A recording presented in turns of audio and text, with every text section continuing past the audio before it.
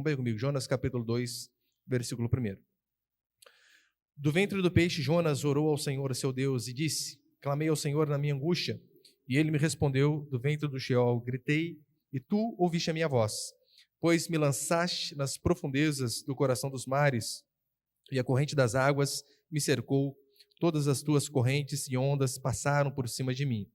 Eu disse: fui expulso da tua presença, como poderei ver o teu santo templo novamente? As águas me cercaram até a alma, o abismo me rodeou, e as águas se me enrolaram na minha cabeça. Afundei até os fundamentos dos montes, a terra me aprisionou para sempre com as suas trancas, mas tu fizeste subir a minha vida da sepultura, Senhor, meu Deus. Eu me lembrei do Senhor quando a minha vida desfalecia, e a minha oração chegou a ti no seu santo templo. Verso 8. Os que se apegam aos ídolos inúteis afastam de si a misericórdia, mas eu te oferecerei sacrifício com voz de ações de graça. Pagarei o meu voto, a salvação pertence ao Senhor. O Senhor deu ordens ao peixe e este vomitou Jonas na terra. E aí, tá bom, olha para cá. Os irmãos lembram, né? Na última semana eu falei sobre o começo aqui da oração de Jonas, sobre Jonas ter orado justamente do ventre do peixe, do momento de maior aflição. Hoje eu quero passar aqui 3 princípios para a gente poder terminar a oração de Jonas. Põe o primeiro ali, por favor. Primeiro, desobediência é abismo atrás de abismo. Talvez mais certo do que 2 e 2 são 4 é essa afirmação. Desobediência, pecado, é abismo atrás de abismo.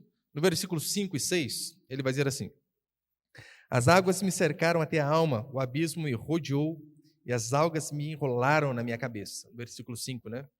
Veja, não há nada mais insensato, mais insano, mais burro, para ser mais fácil de entender. Nada mais insano do que eu e você tentarmos fugir do Senhor, fugirmos da obediência a Deus. Jonas, os irmãos lembram, né? O Senhor manda ele ir a Nínive, ele pega o caminho oposto, desce a Jope e vai a Tarsis, para longe da vontade do Senhor. E vocês se lembram que na última mensagem eu falei que muitas partes da oração aqui de Jonas, do capítulo 2, são citações de Salmos, Salmo 30 e vários outros ali. Ou seja, no ventre do peixe, ele lembrando da Escritura e citando alguns salmos. Isso eu vou falar mais adiante, é de suma importância para a gente no dia da aflição, conhecer a palavra. Só que veja, Jonas, do ventre do peixe ora, cita alguns salmos de cor, só que ele, eu não sei se fez por bem de esquecer o Salmo 139, ou esqueceu de propósito, porque assim como ele conhecia a palavra, como esquecer o Salmo 139, lembrando, Jonas está fugindo de Deus, e o Salmo 139 vai dizer assim: se subo aos céus, lá estás. Se faço a minha cama no mais profundo abismo, lá estás também. Se tomo as asas da alvorada e me detém nos confins dos mares, ainda lá me haverá de guiar a tua mão. Jonas só pode estar de brincadeira. Ou ele quis esconder esse salmo, ou ele faltou. Escolinha dominical que ensinou o Salmo 139.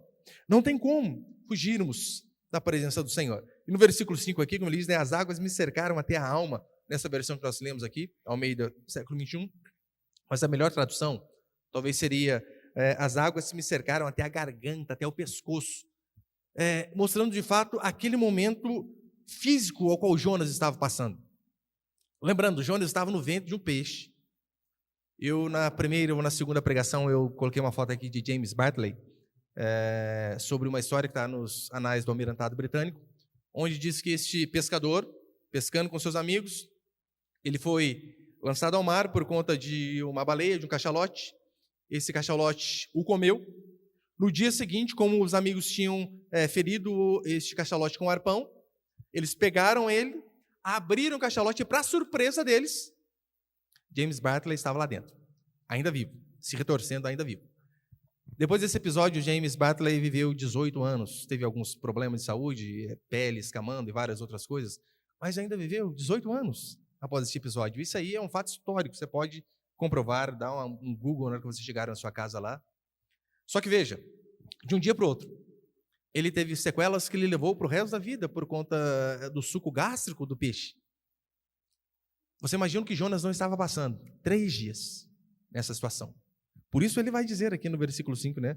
Olha, as águas me cercaram até a garganta, até o pescoço, o abismo me rodeou. E quando ele diz o abismo me rodeou, ele está fazendo de fato uma alusão à morte física. A única coisa que ele conseguia enxergar adiante era a morte. Ou seja, ele sabia, aqui não tem saída. Humanamente falando, aqui não tem saída. Jonas está no seu limite, sufocado, apavorado, com a morte cafungando no seu pescoço. Essa era a situação dele. Porque o caminho da desobediência sempre nos conduzirá a abismos a cada dia mais profundo. Sempre. E ele vai dizendo no versículo 6, né? Trancas e ferrolhos, fazendo referência de fato ao mundo dos mortos, ou seja, eu estou trancado aqui, acabou. Acabou toda a minha esperança. E eu sei que é apenas simbólico, mas esse de fato não aconteceu isso com Jonas, e se não acontece na nossa vida também. Jonas, ele sai da sua cidade, de Gat-Hefer, e desce para Jope. De Jope ele pega o navio. Do navio ele desce para o porão. Do porão ele desce para o fundo do mar. Do fundo do mar ele desce para o ventre do peixe. Desobediência. Desobediência é uma vida de ladeira abaixo. Caminhar em desobediência a Deus é pura insanidade para aqueles que conhecem sua vontade. Insanidade. É pagar para ver. Como às vezes nós brincamos lá em casa, né? Testar o sistema. Andar em desobediência é testar o sistema. Jonas desce, desce e desce, porque a Escritura é explícita. Um abismo chama outro abismo. O pecado ele faz isso. É um pecadinho aqui que vai gerar um pecado um pouquinho maior, que é um pouco maior, que é um pouco maior, porque a vida de desobediência é ladeira abaixo. Não tem a possibilidade, queridos, de... Nem todos aqui são pais ainda, mas todos são filhos, óbvio. Mas aqueles que ainda vivem debaixo da tutela dos pais, não tem a possibilidade de alguém viver desonrando pai e mãe e ver a sua vida avançando. Não, não tem. Não adianta. Não tem essa possibilidade. Não tem a possibilidade de você ser desonesto no trabalho e você ter prosperidade na alma. Você pode ter prosperidade no bolso. Pode passar o seu patrão para trás, dar o cambal lá, né? Pode. Pode sim. Você pode até ganhar dinheiro. Mas paz, isso a Bíblia diz que não. O pecado causa apenas destruição. Um pecado pequeno chama sempre pecados maiores. Veja o exemplo de Davi. Lembra? O pecado de Davi começou com algo extremamente minúsculo. Davi estava ali, ó, de zóio em Betseba tomando banho. Hoje seria mais ou menos o seguinte: Davi está lá, 11h30 da noite, a mulher dormiu. Vamos dar uma olhadinha no TikTok, o que tem aqui? Então Davi, por conta de uma olhadinha, diz a Escritura que ele adultera. Depois do adultério, ele engravida a mulher. Engravida a mulher, ele mente para tentar passar o filho, de fato, para o marido. Chama lá, olha, Urias, vem para cá, meu filho. Férias para você da guerra. Urias não concorda, fica do lado de fora. Então Davi, ele adultera, ele mente, depois ele mata Urias para esconder o seu pecado. Mas não tem como. A Escritura diz que o nosso pecado vai de nos achar. Você percebeu que um abismo chama outro abismo? Pecados são terríveis. Olha, e se eu pudesse escolher um pecado que eu acho terrível demais, que eu acho um grande perigo, talvez eu escolheria a mentira. Pastor, mas o homicídio não é pior? Você não tem noção como algo maligno é a mentira. Por quê? Qualquer outro pecado consegue se esconder atrás da mentira. Sim, um adultério igual a Davi, você se esconde atrás da mentira. Um homicídio, você esconde atrás da mentira. Qualquer coisa você esconde atrás da mentira. Então, temos que tomar muito cuidado, né? Até com aquelas mentirinhas bobas, né? Fala que eu não estou aqui. Não, mentira é algo terrível, algo terrível. O pecado, eu sempre digo, o pecado ele é como se fosse um homem-bomba. Em que sentido? O pecado, primeiro, ele explode o pecador. Ele mata as pessoas que são mais próximas. E no fundo, lá no fim, ele acaba atingindo até quem não tinha nada a ver com o negócio, estava lá na ponta. Pecado é desobediência que vai gerar abismo atrás de abismo. Não podemos andar por esse caminho de forma alguma. Se a sua desobediência te levou a um lugar mais fundo do poço, igual Jonas de fato estava, e isso daqui eu vou te falar, estou no fundo do poço. Literalmente. Mas ainda assim, Deus é tão gracioso, tão misericordioso, que até quando nós estamos nas situações piores possíveis, ainda há esperança para mim e para você. Põe o segundo ali, por favor. O segundo é o seguinte: o fundo do poço não é o fim. Versículo 6, leia comigo só a parte B, né, o finalzinho dele aí, por favor. A terra me aprisionou para sempre com suas trancas, mas tu fizeste subir a minha vida da sepultura, Senhor, meu Deus.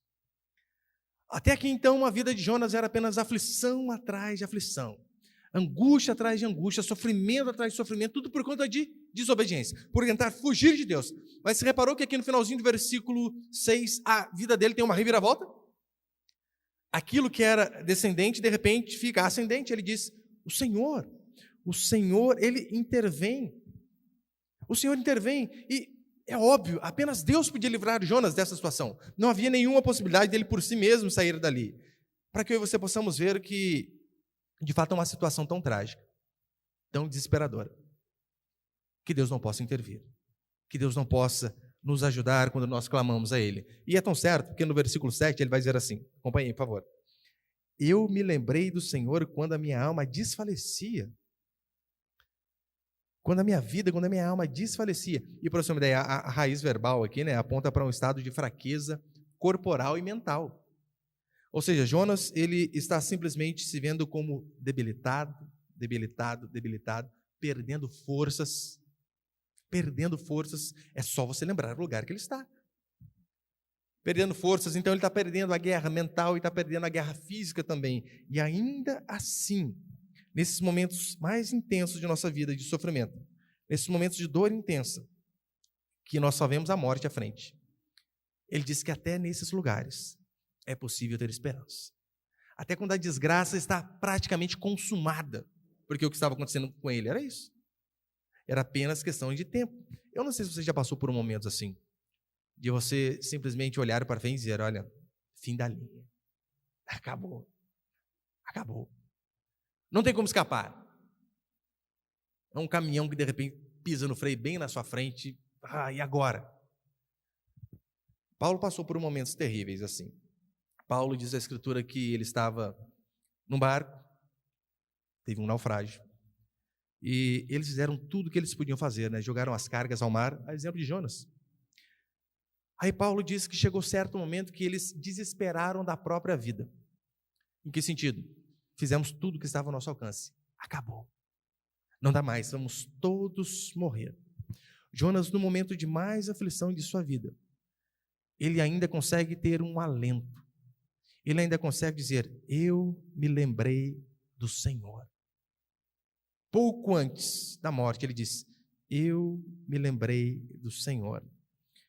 Ainda que eu e você possamos ir longe demais no pecado, ir tão fundo, assim como Jonas foi na desobediência, o Senhor, Ele é tão misericordioso, tão gracioso, que se do ventre de um peixe ou do fundo de um poço houver um clamor genuíno, um clamor verdadeiro, dizendo: oh Deus, se propício para comigo, pecador, assim como eu preguei domingo, lembra? Fariseu publicano.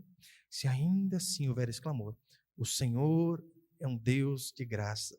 Não há situação tão desesperadora que Ele não possa intervir. Isso aqui eu digo, queridos, em relação a coisas naturais, porque era algo natural que estava acontecendo com Jonas. Comido por um peixe, vai acabar, morreu. Eu gosto de assistir bastante aqueles documentários de animais caçando, né? Minha esposa detesta, eu não gosto. Eu gosto de ver o leão, ele come lá a zebra grávida, arranca até o bichinho da barriga dela lá. Eu adoro ver essas coisas. Ela já não gosta muito. E às vezes eu vejo umas cobras, né? Aquelas bem grandes lá, que come o bezerro inteiro. E questão de tempo, perde ali o fôlego e acabou, né? Jonas, ele estava numa situação dessa, sem possibilidade de regressar à vida. E então Deus nos mostra que até dessas circunstâncias que podem acontecer com qualquer um, Deus pode nos trazer de volta. Eu acho que foi o Henrique que tinha comentado aqui uma vez, caiu da cachoeira, não foi, Henrique? Alguma coisa assim? Caiu, bateu a cabeça lá, né? E o Senhor restaura. Ou vai um outro exemplo, para não citar exemplos que eu não conheço, recentemente apresentamos o Francisco, um menininho que nasceu de 27 semanas, 870 gramas. Ele teve anemia, transfusão de sangue, uma bactéria no sangue, que do sangue foi para o cérebro, um monte de coisa. Algo impossível para a medicina. E o Senhor intervém. Para que você possamos ver que sim, Deus continua fazendo milagres, assim como fez com Jonas. E não só apenas nessa questão natural, espiritualmente falando, claro, muito mais. Ou seja, eu e você podemos ter certeza que não há pessoas pecadoras, mas o suficiente que Deus não possa alcançá-las. Um exemplo somos nós. O fato de estarmos aqui é para mostrar que Deus de fato consegue alcançar a qualquer um. Então não importa se é um drogado, se é um ladrão, se é um traficante, assassino. Aquela expressão, olha, fulano não tem mais jeito, já ouviu?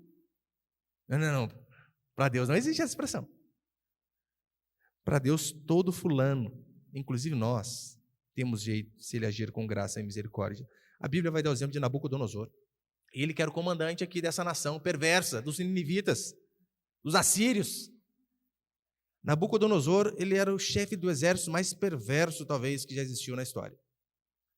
Diz a Escritura que o Senhor resolve ter graça e misericórdia dele. Lembra o rei Manassés? Ele era um rei tão perverso, que ele chegou a oferecer o seu filho como sacrifício para entidades pagãs. Isso mesmo. Matou o filho lá para oferecer entidades pagãs. Mas se arrependeu dos seus pecados no final. E diz a Escritura que Deus o aceitou. É na dificuldade que eu e você lembramos de Deus. É no fim dos recursos, como Jonas chegou aqui, né? Não há mais o que fazer. É como aquela mulher do fluxo de sangue que gastou todo o seu dinheiro e quando acabou tudo, sem ter retorno algum, então ela decide buscar quem? Jesus Cristo. E justamente esse intervém em sua vida. Jonas, ele, na aflição e no ventre do peixe, ele vai lembrar de três coisas. Ele lembra de Deus, ele lembra do tempo, ele lembra das promessas. Quase sem consciência, mas ele ainda lembra.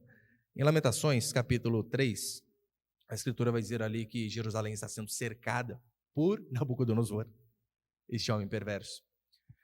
Está sendo cercada, sitiada, e o que eles faziam, né? Eles cercavam as cidades, e o povo não podia sair, então ia acabando o alimento, ia acabando a água, ia acabando as coisas, o povo desfalecia e ficava fraco, então o exército inimigo entrava, e era muito mais fácil dominar uma nação totalmente enfraquecida. Jerusalém cercada, Nabucodonosor destruindo tudo, nesse momento de desespero. Sabe como que Jeremias ora? Põe ali Lamentações 3. Lamentações 3, 21. Quero trazer à memória o que pode me dar esperança. As misericórdias do Senhor são a causa de não sermos consumidos, porque as suas misericórdias não têm fim, renovam-se cada manhã. Grande é a tua fidelidade. Ou seja, o desespero total. Como Jeremias ora? Quero trazer à memória o que pode me dar esperança. Nos dias de angústia, o que nos mantém esperançosos é de fato o conhecimento de Deus. O que vai nos fortalecer no dia da aflição. E todos aqui vão passar, não se iluda. Todos passaremos por dias de luta. E é nos dias de luta que você vai ver, de fato, quem tinha uma fé sólida e quem não tinha. Porque, infelizmente, hoje nas igrejas tem pessoas que são levadas pelo movimento, que gostam de, é tudo maravilha, é tudo legal, e chora, rios de lágrimas no louvor, e tudo, fica emocionado. Nada contra chorar, nada contra. Mas então, você vê que é uma fé superficial. No dia da aflição, se desespera. No dia da aflição, estava conversando com o irmão que a gente começou o culto. Pastor, estou vindo para cá porque da onde eu era lá, a pregação era muito superficial, é impressionante. Só sobre coisas terrenas, só sobre bens, só sobre vai dar tudo certo. Nós acreditamos que Deus nos abençoa financeiramente, de forma terrena, claro, e vamos orar por isso também. Mas você consegue ver como é perigoso você acreditar apenas nessas coisas. No dia que, por exemplo, está lá o pai doente, está a mãe com Covid igual a mim, e morre. E aí, o que faz? Acaba a fé? Fica desesperado? É importante demais você entender que aqui no versículo 7, acompanhe comigo, por favor. Eu me lembrei do Senhor quando minha vida desfalecia, e a minha oração chegou a Ti no Seu santo templo. A minha oração chegou a Ti no Seu santo templo. Mais uma vez, Jonas, ele está mostrando aqui que ele tinha conhecimento, e muito conhecimento, da palavra do Senhor. Ele está apenas provando isso, não apenas através da sua oração, com várias citações dos Salmos, mas aqui ele talvez tenha lembrado, sabe do quê? Lembra? Davi, ele tem um filho, Salomão, e Salomão é encarregado de construir o templo. Davi queria construir, mas Deus disse, não, Salomão está sujo de sangue, seu filho vai construir. E Davi deixa tudo preparado e Salomão então começa a construir o templo. No término da construção, Salomão faz uma oração espetacular de consagração ao templo. E então, talvez, Jonas tenha lembrado justamente disso, 1 Reis, capítulo 8, 38. É só um pequeno trecho da oração ali de Salomão. Toda oração e toda súplica que qualquer indivíduo ou todo o teu povo, Israel, fizer, conhecendo cada um a sua aflição, a aflição do seu coração, e estendendo as suas mãos para este tempo, ouve então do céu, lugar da tua habitação, perdoa e age, retribuindo a cada um conforme todo o seu proceder, segundo vires no coração. Só tu conheces o coração de todos os filhos dos homens. Mas presta atenção só no comecinho. Toda oração e toda súplica que qualquer indivíduo ou todo o teu povo Israel fizer, conhecendo cada um a sua aflição, a aflição do seu coração, estendendo as suas mãos para este tempo. Ele vai dizer ali, né, vai continuando a oração dele. Olha, quando fomos perseguidos e de onde estivermos sendo escravos, estendermos as mãos para cá. Senhor, age. Quando estivermos prestes a morrer e levantarmos as nossas mãos, direcionando para esse templo e dizermos, Senhor, tenha misericórdia, Senhor, intervenha. Essa é a oração ali de Salomão, de consagração. Jonas sabia disso aqui. Provavelmente sabia. Então, o que ele faz? Olha, eu não sei fisicamente qual a direção do templo, mas eu sei que mesmo do ventre do peixe, eu posso estender as mãos ao Senhor e dizer, ó Deus, tenha misericórdia de mim nesta aflição, nessa angústia a qual eu estou passando. E se ele fez isso de dentro do peixe, nós podemos também clamar ao Senhor de qualquer lugar, seja do leito de um hospital, de uma casa de recuperação, da cela de uma cadeia, ou de dentro do seu próprio quarto, dizendo, Senhor, tenha misericórdia de mim e venha de encontro à minha aflição, assim como o Senhor respondeu a oração de Jonas, assim também vai responder a minha e a sua. E terceiro, e último para encerrar.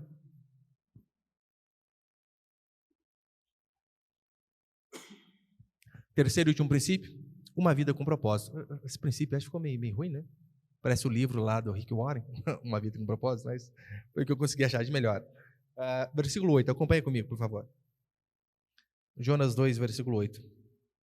Os que se apegam aos ídolos inúteis afastam de si a misericórdia. Os que se apegam a ídolos inúteis afastam de si as misericórdias. O que ele está dizendo basicamente aqui é o que toda a Escritura diz, né? Os que adoram ídolos, no momento da aflição, no momento da dificuldade, vão perceber que esses ídolos são impotentes, inúteis.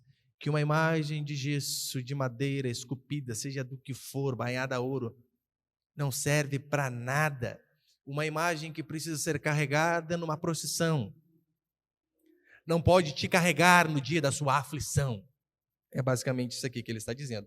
E os marinheiros do capítulo 1 descobriram isso. Lembra que a tempestade vem, os marinheiros começam cada um a orar aos seus deuses, e então o Deus, que é o único verdadeiro, ouve a oração e intervém. Ou seja, no momento de aflição não adiantou nada, pode orar para quem você quiser, só há um Deus verdadeiro que controla o vento, que controla o mar, que controla a sorte, que controla os animais marinhos e todas as coisas. Só que, veja se não é interessante, né? Já estou encerrando. Porque justamente no meio de uma oração tão íntima e particular, Jonas vai falar sobre idolatria. Tanta coisa para pedir no ventre do peixe para Deus salvar, ele vai falar sobre idolatria. Por que será? Ora, é bem provável por conta disso aqui, do capítulo 1 mesmo, para mostrar que os ídolos são inúteis. Só há um Deus verdadeiro. Mas também pode haver dois outros motivos. Primeiro, porque Jonas, ele também tinha um ídolo. Ele também era idólatra. E não digo isso no sentido de adorar a imagem, né? Claro que não. Mas talvez o seu primeiro ídolo, sabe qual era? Um patriotismo exacerbado. Como assim, pastor? Em que sentido? Veja, Jonas queria tanto ver seu povo politicamente salvo dos inimigos, que para ver o seu povo salvo dos inimigos, o que ele faz? ele está disposto até a desobedecer a Deus. Porque e se eu vou lá e falo com eles? Eles são poderosos, eles podem vir e nos destruir. Então, para não correr o risco deles saberem que estamos aqui e virem nos destruir, eu prefiro não obedecer a Deus e pegar um caminho totalmente oposto. Não vou fazer isso. Jonas, de fato, colocou o seu nacionalismo ideológico acima de sua própria obediência a Deus, o que é um absurdo. É um absurdo. Que história que é essa, né? Eu não falo de Deus para alguém que tem uma ideologia política contrária à minha. É justamente esses que precisam ouvir. E daí nós fazemos o quê? Não falamos? Que sejam todos condenados, porque em outras palavras era isso aqui que Jonas estava dizendo. Que seja condenado todo mundo aí. Não, mas eles pensam muito diferente da gente. Vai tudo para o inferno aí, né? Não prego para petista de jeito nenhum. Talvez seria mais ou menos isso daqui. É óbvio, né? Sempre fala que se tem alguém que precisa do evangelho, são eles. Nós devemos levar o evangelho aos esquerdistas, mas jamais deixar que, claro, né, o esquerdismo entre na igreja, mas infelizmente tem acontecido, e aos muitos. Mas eu e você devemos lembrar que quem diverge da gente, não importa de qual forma seja, também é merecedor do evangelho. Talvez o segundo ídolo de Jonas fosse a sua própria reputação. Porque veja, Jonas, ele prega um sermão, que em hebraico são 5 palavras, dizendo assim: ainda 60 dias e Nínive será destruída. Então você imagina, ele é profeta, ele falou, 40 dias vai morrer todo mundo. Aí então o povo fica com temor daquela mensagem, se arrepende, e Deus não mata. E Jonas fala, Senhor, como assim? Eu que fico mal na fita aí. Eu falei que ia morrer. Não, Senhor, eu prefiro que morra 120 mil pessoas, esse é o número do povo de Nínive. Eu prefiro ver 120 mil pessoas mortas indo para o inferno. Senhor, mas que eu continue aí, né? As pessoas acreditando que eu falei, é feriado e acabou. Daí, no versículo 9 e 10, para encerrar, acompanhe comigo. Mas eu te oferecerei sacrifício com voz de ação de graças, pagarei o meu voto. A salvação pertence ao Senhor. O Senhor deu ordem ao peixe, e este vomitou Jonas na terra. Queridos, a vida só tem sentido quando eu e você obedecemos a Deus. A nossa vida só encontra propósito quando nós entendemos que nós precisamos ser obedientes àquilo que Ele ordena. Jonas, ele descobriu da forma mais dura possível que desobediência a Deus, afastamento do Senhor, leva o ser humano à solidão, à angústia e morte. Não há outro caminho. A desobediência a Deus leva a isso. É impossível haver uma felicidade plena desobedecendo ao Senhor. Impossível. Eu sempre cito Dostoiévski, que eu gosto muito, né, que diz assim: no coração do homem é um vazio do tamanho de Deus. Todo ser humano tem um rombo no coração. E este vazio só é preenchido com o próprio Senhor. Com o próprio Senhor. Quantas pessoas aqui já me testemunharam? E eu digo aqui, só aqui da nossa igreja, não estou nem dizendo ao longo, né, quase 2 décadas na igreja, não. Dizendo assim, pastor, quando eu me afastei da igreja, foi a pior coisa que eu fiz na vida. Aquele período que eu dei uma afastada, que eu achei, não tem problema, estou firme, depois eu volto, tem cheio de coisa para fazer, cheio de trabalho, faculdade. Aquele período que eu dei uma afastada, eu me arrependo amargamente, porque desgraça em cima de desgraça. Foi eu me afastar um pouco e a minha vida acabou virando um inferno. Porque é isso que acontece. Não há alegria plena longe do Senhor. Jonas, ele no meio da aflição, pela desobediência, olha o que ele vai citar. Ele fala assim, ele fala sobre ofertas de sacrifício. Por que você acha que Jonas ele fala de oferta de sacrifício? Porque você lembra?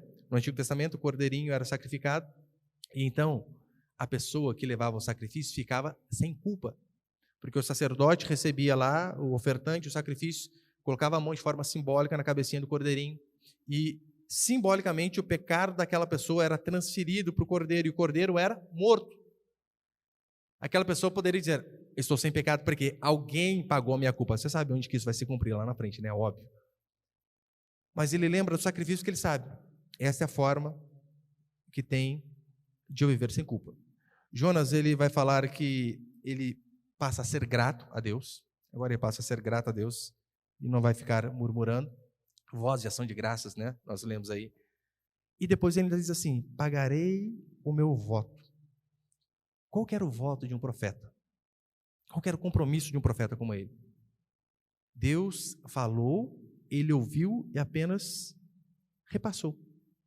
Eu não coloco nada, eu não tiro nada, eu apenas repasso aquilo que Deus mandou. Era isso que um profeta precisava fazer. Ou seja, ele passou por toda aquela aflição para poder entender: Senhor, desobedeci, era ir a Nínive, pregar o juízo, farei. As tempestades da vida que Deus nos envia só tem um objetivo: nos levar à rendição e à obediência. Os filhos de Deus, óbvio. Todas as tempestades que nos sobrevêm não é para nos destruir, mas é simplesmente para nos levar à rendição ao Senhor e à obediência a Ele.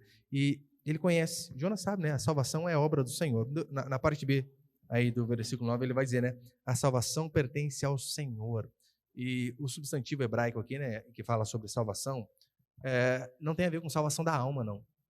Porque talvez você associe ela com Efésios 2:8, né? Pela graça sois salvos, mediante a fé. Não, não é esse tipo de salvação. A salvação ali literalmente é física.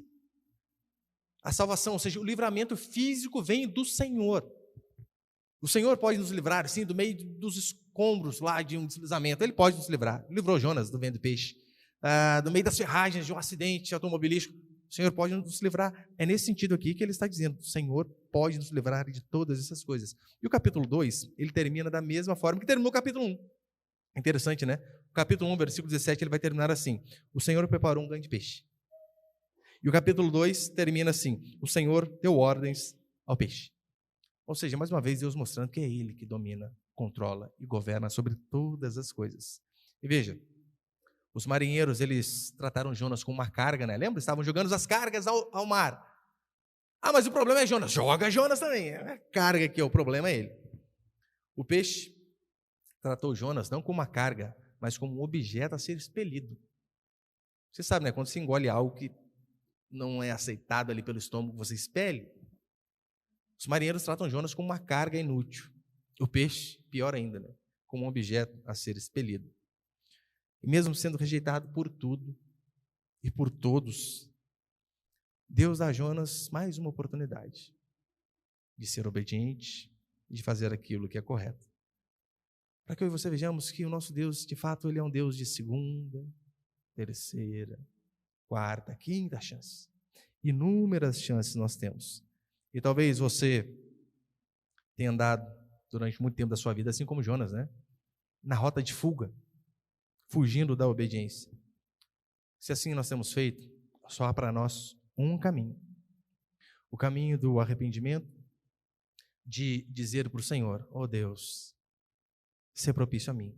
Durante tanto tempo eu tenho feito que é errado, mas eis-me aqui, a partir de agora eu preciso fazer o que é correto.